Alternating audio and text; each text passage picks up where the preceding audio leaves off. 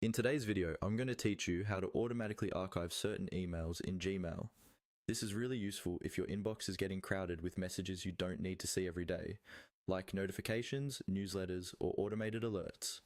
Instead of deleting them, you can have Gmail quietly move them out of your inbox so they're still searchable and available, just not in your way. First, open Gmail in your browser and go to your inbox. Start by choosing one email that represents the type of message you want to automatically archive in the future.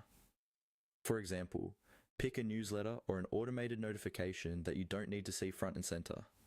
Click on that email to open it.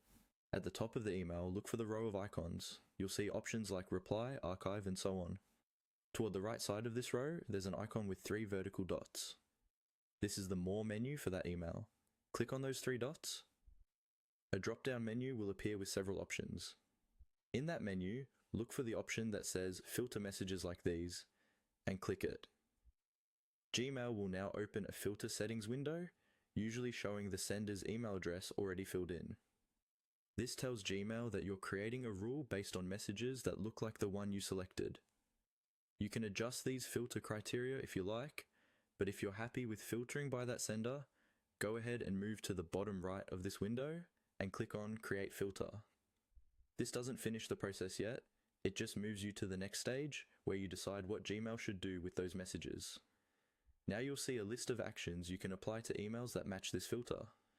Find the checkbox that says Skip the inbox, archive it, and click to select it. This is the key step that tells Gmail to automatically archive these emails so they never land in your main inbox again. Once you've selected Skip the inbox, scroll down and click Create Filter again to save it. Gmail may show on-screen prompts, such as asking whether you want to apply this filter to matching conversations that already exist. Read those prompts carefully and choose what works best for you. After you confirm, your filter is active.